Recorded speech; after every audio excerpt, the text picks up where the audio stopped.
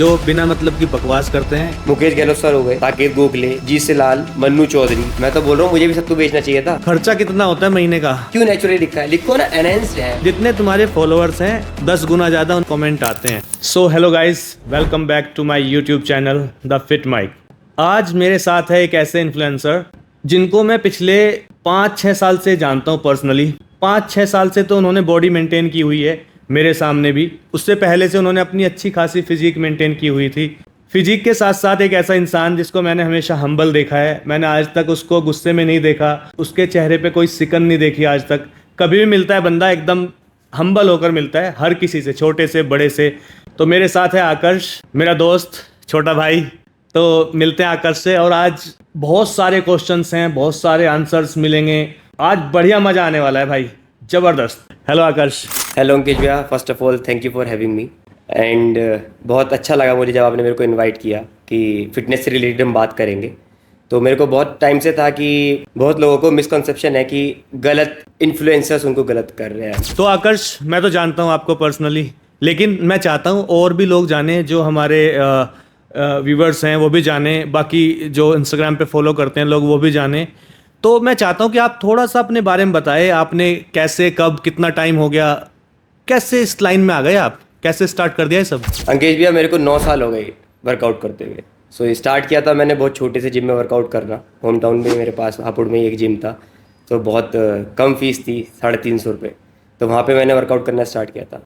Workout start करने का कोई ऐसे पर्टिकुलर रीज़न नहीं था एज सच कि मेरे को बॉडी बनानी है, बट जिम सब लोग जिम जा रहे थे 12th पास करके, तो आई थॉट कि मेरे को भी जाना चाहिए। मैंने देखा। सो कुछ टाइम मैंने वहाँ पे किया एंड देन फिर मेरे को लगा कि बॉडी में चेंजेस हैं थोड़े थोड़े, कुछ महीने बाद, एकदम से नहीं, 3 महीने 6 महीने बाद। सो बॉडी को थोड़ा सा अच्छा लगा, डाइट मेरा चेंज हुआ, बॉडी में इम्प्रूवमेंट्स आए, बॉडी एक्टिव रहने लगी। फिर उसके बाद मेरी वो हैबिट बन गई। तो जब हैबिट बन गई तो रिजल्ट आने लगे और मज़े मज़े में शुरू किया था और अब मज़ा आने लगा।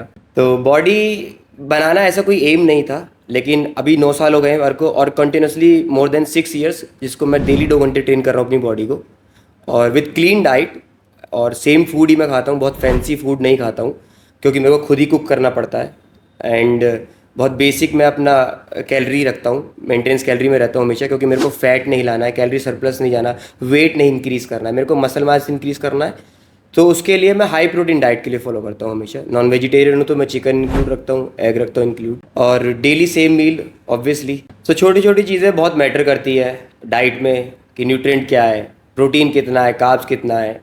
अब जैसे मेरे लिए 1 स्पून शुगर भी बहुत ज़्यादा हार्मफुल है, लेकिन औरों के लिए नहीं होगी, लेकिन मेरे लिए वो हार्मफुल है। सो मैं वो भी मेंटेन करता हूँ कि मैं ना लूँ और उसके सबका ध्यान। तो इससे मुझे पता चला है कि 9 साल पहले भी तुम्हारा जिम मेरे से अच्छा था। मेरी 250 रुपये फीस थी तुम्हारी 350। तुम अमीर थे यार देखो आकाश, मैं तुम्हें जानता हूँ, ये तो हो गई बातें बताने वाली। आप ऑनलाइन बैठे हो, बता रहे हो बातें। अब मुझे वो बताओ, सच बात क्या थी, क्या ऐसा हुआ था? ठुकरा के मेरा प्यार इंतकाम देखेगी, वो वाली स्टोरी हम सुनना चाहते हैं, वो सुनाओ। नहीं, ऐसा तो कोई प्यार वाला सीन नहीं था, बट हाँ अटैचमेंट तो हमेशा हर किसी को हो जाती है, किसी से भी। सो मैं अटैच था and when I didn't get response कि जो मेरे को चाहिए था मेरे को नहीं मिला। सो दे आर मल्टीपल इश्यूज़ की स्लीप डिसऑर्डर, इसको मैं बोलूँगा मेन रीज़न, कि आप कुछ भी काम पे फोकस नहीं कर पाते हो, ना अपनी पढ़ाई पर, ना अपने काम में, ना अपने जिम में, कहीं पे नहीं। सो आई थॉट कि अच्छे से स्लीप लेने का एक ही पैटर्न है कि अपनी बॉडी को थकाना चाहिए। तो उस थकाने के लिए मैंने जिम बहुत किया, मैंने डाइट भी लैग कर दिया, कोई बात नहीं, ओवर ट्रेन किया, कोई बात नहीं, बस मैंने जिम किया कि मेरे को थक के घर जाके सोना है। मैं जिम से निकलता था, थका हारा होता था, प्रोटीन पीता था, और मैं बहुत बार अपना नाइट मील भी स्किप कर देता अपने इनिशियल डेज में, जब मेरे को इतना नॉलेज नहीं था कि डाइट का क्या रूल है। तो उस टाइम पे मेरे स्लीप पैटर्न बेटर होता चला गया। उस ओवर ट्रेनिंग को, जो एज सच लोग बाग ओवर ट्रेनिंग बोलते हैं, मेरे अकॉर्डिंग वो ओवर ट्रेनिंग नहीं है। जब मैंने अपना पोटेंशियल रीच किया तो मेरी बॉडी में चेंजेस आए तो पब्लिक ने नोटिस किए और मेरे को कॉम्प्लीमेंट किए। सो फिर मैंने वो अपना हैबिट बना लिया और मैंने सोचा कि यही, अब इसी में कुछ आगे ग्रो करना है और लोगों को इन्फ्लुएंस करना है सही राह के लिए। तो आकाश, आजकल मैं देखता हूँ, क्योंकि हम भी जिम में रहते हैं, वर्कआउट करते हैं, तो एक्सक्यूजेस बहुत ज़्यादा हैं लोगों के कि भाई पैसे नहीं हैं, कम कमाते हैं, जॉब बहुत मेरी स्ट्रेसफुल है, बहुत टाइम लगता है, गुड़गांव जाना पड़ता है, या मैं पर्सनल ट्रेनर अफोर्ड नहीं कर सकता और मुझे वर्कआउट करना आता नहीं है। लेकिन आपने बताया कि 350 वाले जिम में क्या ही पर्सनल ट्रेनर रखा होगा। उस टाइम तो मेरे हिसाब से कोई जानता भी नहीं था पर्सनल ट्रेनर, और हमें पता भी नहीं था कि पर्सनल ट्रेनर, हमें ये भी नहीं पता था ट्रेनर भी होता है क्या। जिम होता था एक, वहाँ पर क्या होता था, लोहे का सामान होता था, वो 200-250 रुपये लेते थे, और एक वहाँ पर एक केयर टेकर होता था जो जिम को देखता था। वो हमें नहीं देखता था, वो जिम को देखता था, मेरा सामान वामान इधर उधर ना हो जाए, जो मर्जी आप करो। तो मेरे हिसाब से आपका भी ऐसा ही होगा, इससे थोड़ा सा बेहतर हो सकता है। लेकिन आजकल क्यों ये इतनी प्रॉब्लम है, लोग इतने ज़्यादा एक्सक्यूजेस क्यों देते हैं कि भाई मेरे से नहीं हो पा रहा है, मैं नहीं कर पा रहा हूँ। और मेरे हिसाब से रीज़न भी यही है लोगों का अनहेल्दी होने का, क्योंकि बहाने बहुत मिल गए हैं। बिल्कुल सही आपने जैसा बताया कि 250 रुपये 300 वाली जिम में कुछ भी नहीं होता, सिर्फ पंखे लगे होते हैं और लोहे का वेट होता है। मेरे को गाइडेंस मिली यूट्यूब से। यूट्यूब पे उस टाइम पे जी सिलाल और गुरुमान सर जो है, मैं तो सर ही बोलता हूँ क्योंकि मैंने इनिशियली उनका सारा वीडियोस देखना स्टार्ट किया। चेस्ट ट्रेनिंग और बैक ट्रेनिंग सब कुछ, पहले मसल के पार्ट भी नहीं पता थे, सब कुछ वहीं से सीखा, वैसे ही इम्प्लीमेंट किया। इंजरीज़ हुई, उनसे ओवरकम किया, क्यों इंजरीज़ हुई वो देखा। सो टाइम इन्वेस्ट किया, बेसिकली टाइम इन्वेस्ट किया और नॉलेज गेन की और खुद पे इम्प्लीमेंट किया। फिर उसके बाद देखा कि क्या रिजल्ट मेरे को मिल रहा है। सो वो चीज़ इंप्लीमेंट की। और जैसा आपने सेकंड बात बोली अभी यहाँ पे कि लोगों के पास एक्सक्यूजेज होते हैं इतने, तो एक्सक्यूज सबके पास होते हैं। टाइम निकालना बहुत ज़रूरी होता है, टेस्ट छोड़ना बहुत ज़रूरी होता है। एक गोल के लिए सेक्रीफाइसेस हमेशा करने पड़ेंगे। तो आकर्ष, बात की है आपने यूट्यूब की, यानी कि सोशल मीडिया की। आजकल मैं देखूँ अगर यार, सोशल मीडिया पे हर कोई अपने को नेचुरल दिखा रहा है, और भाई उनकी बॉडी देखी आपने, हमसे 10 साल में नहीं बनी है ऐसी, और वो 6 महीने 3 महीने 1 साल, और एज उनकी 20 साल 22 साल, क्या भाई पैदा होते ही लग गए थे। तो ये सच बात है, मतलब जो आजकल के बच्चे हैं उनको भटकाया जा रहा है बस। जितने भी इन्फ्लुएंसर हैं सबका ओपन पब्लिक अकाउंट है, कोई कुछ भी इन्फ्लुएंस कर सकता है। डिपेंड करता है कि व्यूअर्स में कितना नॉलेज है कि वो किसको फॉलो कर रहे हैं।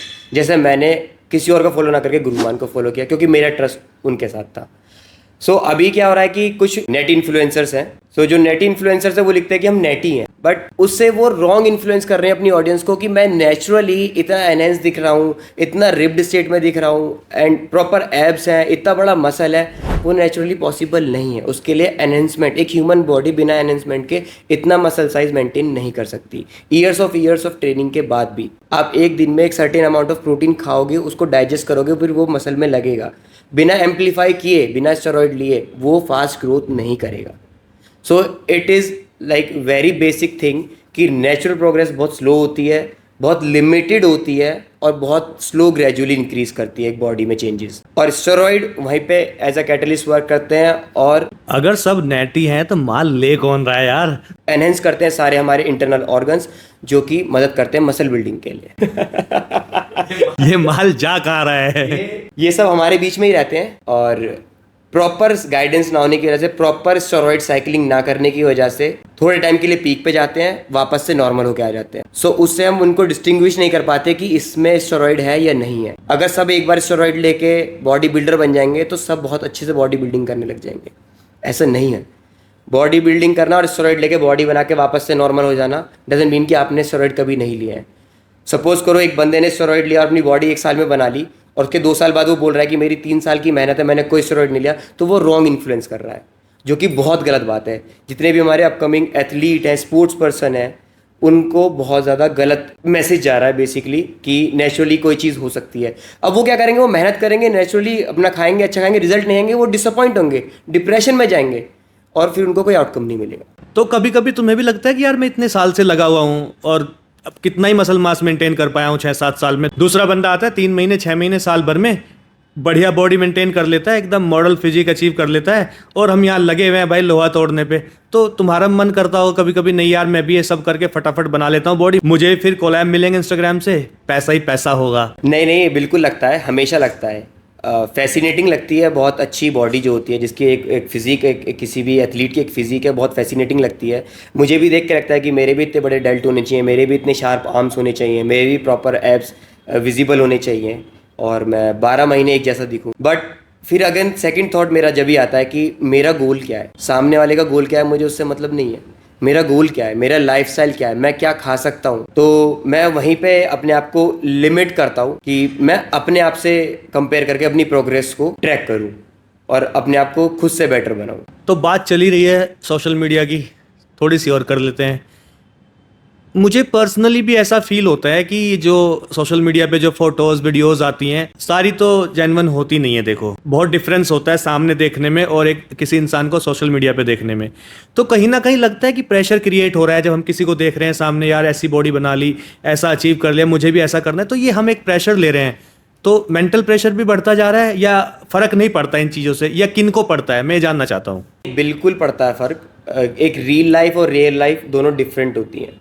तो रील में जो हम वीडियो में देख रहे हैं वो ऑब्वियसली थोड़ा फैसिनेटिंग बनाने के लिए उस पर लाइट्स इफेक्ट डाले गए हैं, कुछ एडिटिंग करी गई है, और कुछ मैंने इंस्टाग्राम पे ऐसे पेजेस देखे हैं जो बॉडी शेप यूज़ भी करते हैं। सो वो मेंटली बहुत प्रेशर डालते हैं अपनी ट्रेनिंग पे कि मैं ऐसा क्यों नहीं दिख पा रहा हूँ, मैं ऐसा क्यों नहीं बन पा रहा हूँ। बट अगेन हमको खुद से फाइट है और खुद से अपने आप को बेटर बनाना है कि मैं अपने आप को देखता हूँ कि मैं शीशे में आज से बढ़िया कैसे दिख सकता हूँ, मैं कैसे क्या ट्रेन करूँ उतना कि मेरी बॉडी और इम्प्रूव हो जाए, और उतना डाइट में कैसे मेंटेन करके अपनी बॉडी में चेंजेस लाऊं। कभी ऐसा हुआ है कि जो आपका वर्कआउट का रूटीन है, जो आप बॉडी बिल्डिंग में है इतने सालों से, तो ऐसा हुआ है कि मेंटल हेल्थ हावी हो गई हो वर्कआउट के ऊपर, आप ना कर पा रहे हो, कुछ चीज़ें ऐसी हुई हैं कभी? हाँ, ऐसा हुआ है मेरे साथ भी।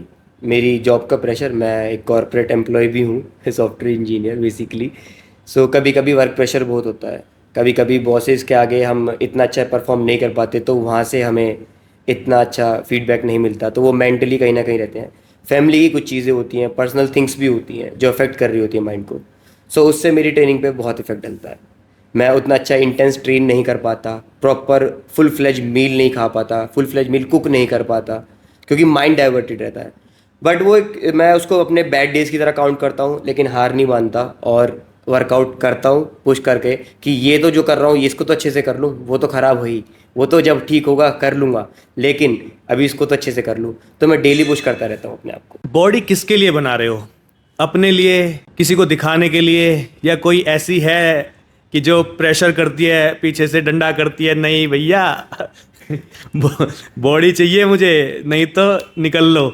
तो ऐसा कुछ है कि भाई, मतलब ये तो मजाक वाली बात हो गई, लेकिन ऐसा सोचता है इंसान कि नहीं मुझे सामने वाले को अच्छा दिखना है, खुद से मैं सेटिस्फाइड हूँ, मुझे खुद को अच्छा लगना चाहिए। आपका क्या ओपिनियन है इसके ऊपर? मैं तो खैर बॉडी अपने लिए ही बनाता हूँ, क्योंकि किसी के लिए बनाने के लिए हम बहुत लॉन्ग टर्म तक किसी के साथ नहीं बना सकते। जैसे आपने अभी एक बात की कि किसी लड़की के लिए बनानी है, तो जब तक मैं उस लड़की के लिए बनाऊंगा, जब तक वो लड़की मेरे पास नहीं आ जाती है।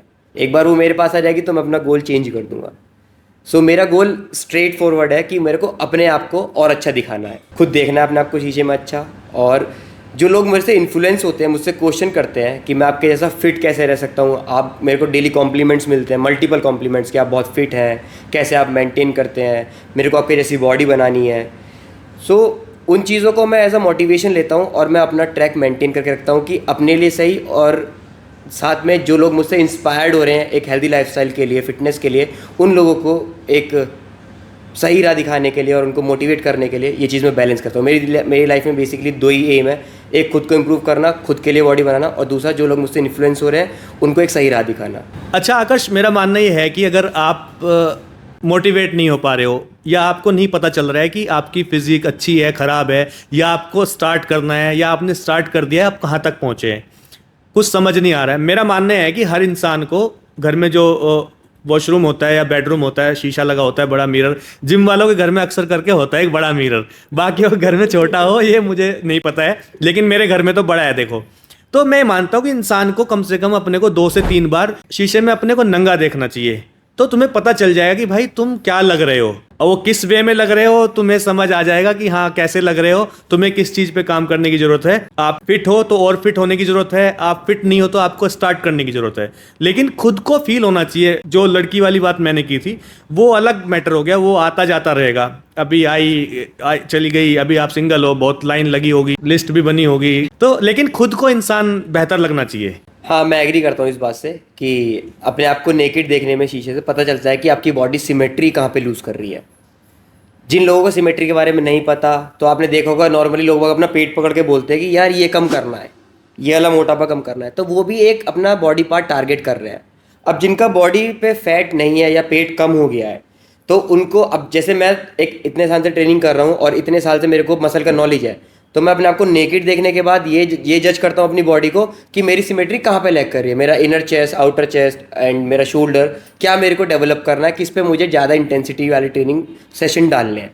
तो मैं सभी के लिए, जो लोग फिटनेस में है वो भी देख के जज कर सकते हैं बॉडी, जो लोग फिटनेस में नहीं है उनको ज़्यादातर कमियाँ दिखेंगी, तो शायद वो क्या पता वो उसको देख के मोटिवेट हो जाए। एक चीज और मैंने नोटिस की है अपने जिम में भी, ये एक निगेटिव चीज है जो मैं बताने जा रहा हूँ। कुछ लोग आएंगे मेरे पास में, भैया देखो 2 साल पहले देख रहे हो मेरी बॉडी कितनी अच्छी थी, ऐसे फोटो अपना वीडियो दिखाते हैं।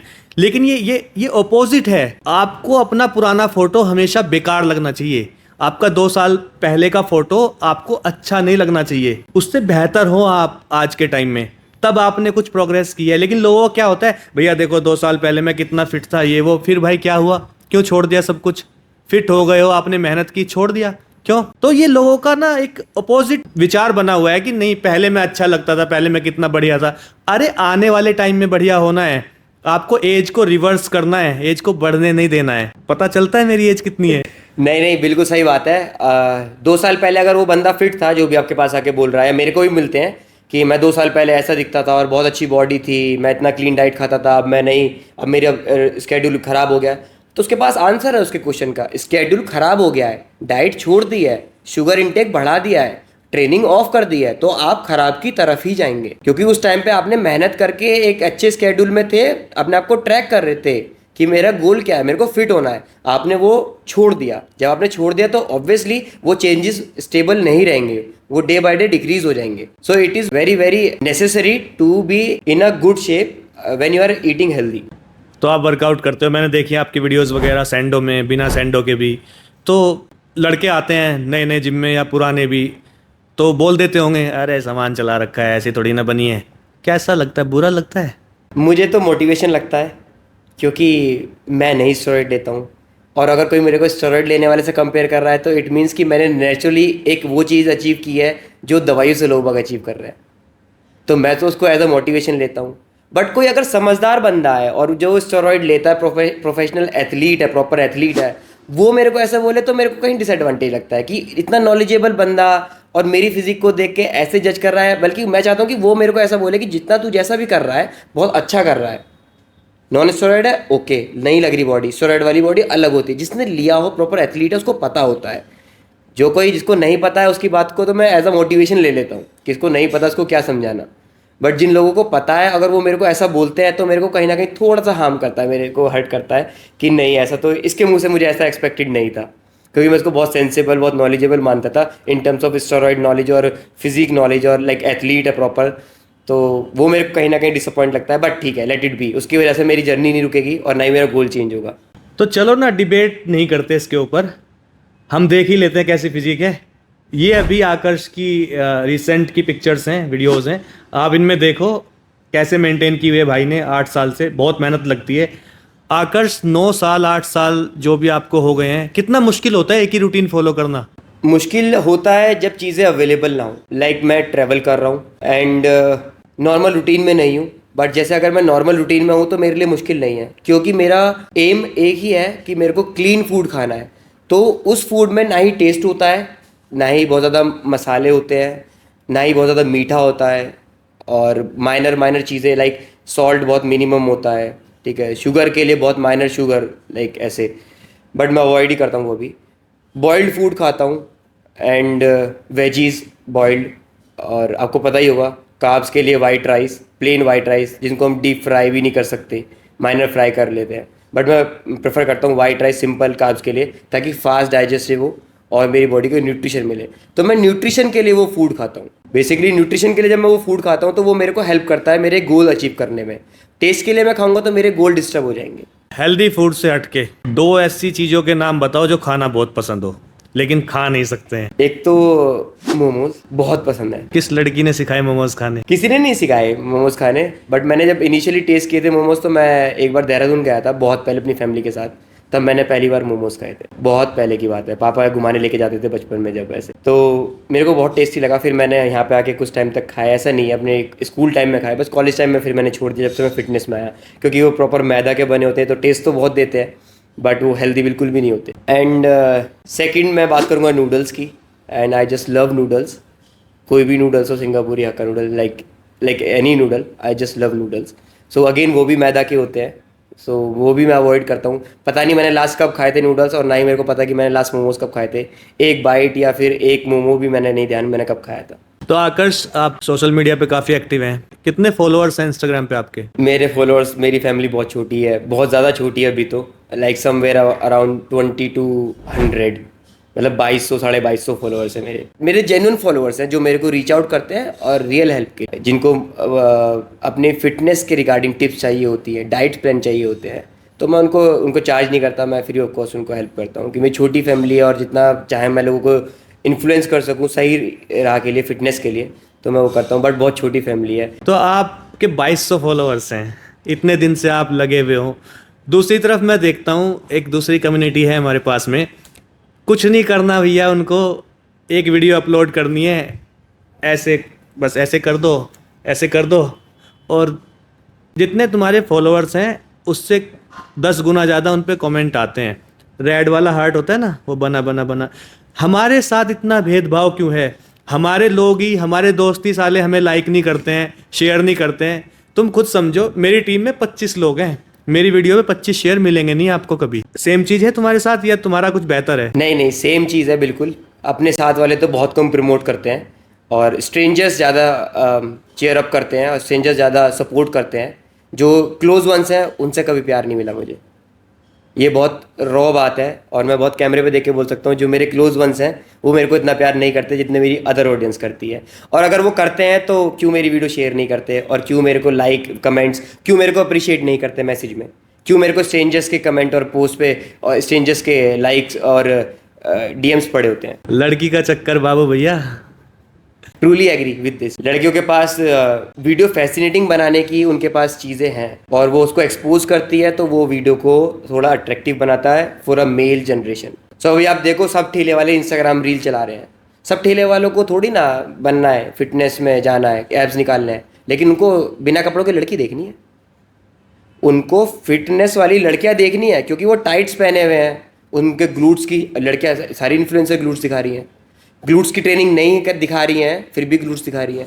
चेस्ट की ट्रेनिंग दिखा रही हैं, फिर भी ग्लूट्स दिखा रही हैं। एक्सपोज कर रही हैं, बॉडी पार्ट ज़्यादा से ज़्यादा विजिबल है, गलत नहीं है कुछ भी, लेकिन उनको देखने वाले लोग उनको फिटनेस के तौर पे नहीं देख रहे। बेसिकली उनको वो वीडियो अच्छी दिख रही है, उनमें उसमें जो मॉडल है, जो एक कुछ एक्टिविटी कर रही है, उनको वो वीडियो वो करते हुए अच्छी लग रही है। क्या एक्टिविटी है, क्यों एक्टिविटी है, क्या फ़ायदा है, क्या नुकसान, उनको उससे मतलब नहीं है। इसलिए उनके व्यूज़ हैं, इसलिए उनके लाइक्स हैं। लाइक इसलिए करते हैं ताकि सेकंड वीडियो भी ऐसी आ सके, एल्गोरिथम के लिए। तो किसी को नहीं इंटरेस्ट है कि आपके आर्म्स कैसे बने, लेकिन कोई लड़की आर्म्स दिखाए और उसके बाद उसने क्या बाकी पहना है, उसको वो सब देखने में बराबर इंटरेस्ट है। तो that's how the algorithm of gender like behave. For a girl different होता है, फॉर अ बॉय डिफरेंट होता है। कहने का मतलब है कि आप बहुत अच्छी नॉलेज भी शेयर करोगे, फिर भी लोग आपको शेयर नहीं करेंगे। नहीं, कभी नहीं करेंगे। किसी को नॉलेज नहीं देखनी है। कोई अपने ट्रैफिक में बैठ के अगर फ़ोन चला रहा है, किसी को नॉलेज नहीं देखनी है, किसी को लड़की देखनी है। आप मेरे को बताओ, कौन सी ऐसी लड़की इतना ज़्यादा वायरल हुई है जिसने पूरे कपड़े पहने हुए हैं और वो बहुत सही नॉलेज दे रही है फिटनेस के ऊपर? नहीं जाएगी वायरल अनटिल अनलेस वो टाइट्स ना पहने, अनटिल अनलेस वो कपड़े ऐसे ना पहने जिसमें उसका एक्सपोजिव फिगर हो। तो जब तक वो ऐसा नहीं दिखाएगी तो वीडियो फिटनेस के अलावा फैसिनेटिंग लगनी चाहिए। फैसिनेटिंग लगती है जब आप एक्सपोज करते हो। तो आकाश, मैंने देखा था अभी तुम्हें एक स्पॉन्सरशिप मिली है। पहली बात तो कॉन्ग्रेचुलेशन। कहीं से भी शुरुआत होनी चाहिए, लेकिन टाइम बहुत लग जाता है एक लड़के को स्पॉन्सरशिप लेने में और एक फीमेल इन्फ्लुएंसर को स्पॉन्सरशिप लेने में। तो मैं यही डिस्कस कर रहा था अभी, जो हमारा पॉइंट डिस्कस हो रहा था कि ये डिफरेंसेस आ जाते हैं, लेकिन फिर भी आपको मिला, आपने बहुत मेहनत की होगी इसके लिए, और मैं चाहता हूँ कि आपको आगे भी बहुत सारी चीज़ें मिलती रहें। मैं ये क्यों बता रहा हूँ आपको, मैं इस पर ही आपसे एक सवाल पूछना चाहता हूँ। अभी आपको एक स्पॉन्सरशिप मिली है, कल को एक बड़ा ब्रांड आता है, वह आपको एक अच्छा खासा अमाउंट पे करता है या करने के लिए बोलता है कि मैं आपको ये अमाउंट पे करूँगा, आपको मेरा प्रोडक्ट प्रमोट करना है। आप प्रोडक्ट चेक करते हो, आपको प्रोडक्ट अच्छा नहीं लगता है, तो क्या आप प्रमोट करोगे? मैं बता देता हूँ थोड़ा जीएनसी के बारे में भी। जब जीएनसी ने मेरे को रीच आउट किया, मैंने कभी भी किसी भी रील में उनको उससे पहले टैग नहीं किया था। मैं जीएनसी के प्रोडक्ट यूज़ करता था, डिपेंड करता है कभी किसी ब्रांड के कभी किसी ब्रांड के, उससे पहले। बट जब इन्होंने मेरे को प्रोडक्ट भेजने स्टार्ट किए तो मैंने सब प्रोडक्ट पहले यूज़ किए 1 महीना। फिर मैंने देखा कि इनका रिजल्ट बहुत सही है, बहुत, जैसे protein in terms of digestion और in terms of like other supplements also. तो मैंने अपनी बॉडी पे पहले वो ट्राई किए। फिर मैंने, क्योंकि मेरे जितने भी नोन्स हैं या फिर मेरे, जैसे मैंने आपको बताया कि मेरी फॉलोअर बहुत कम है, तो मेरी स्मॉल कम्युनिटी है, तो मेरे सब मोस्टली नोन्स हैं सब।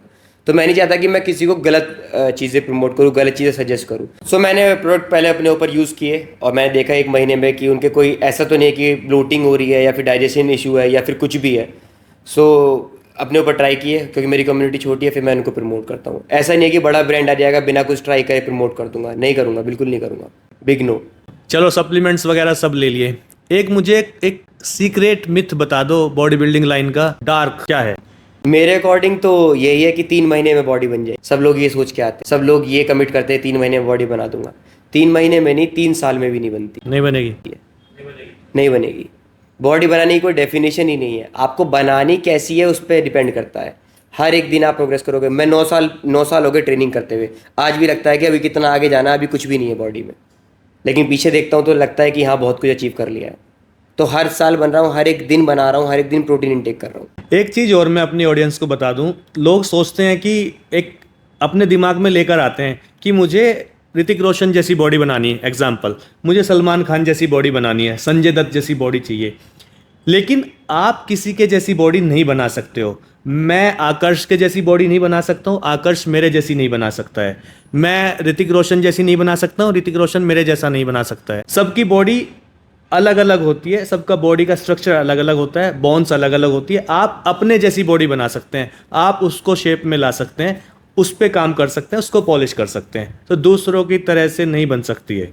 तो आकर्ष, खर्चा कितना होता है महीने का? बॉडी बिल्डिंग की बात कर रहा हूँ, बाकी छोड़ दो अभी।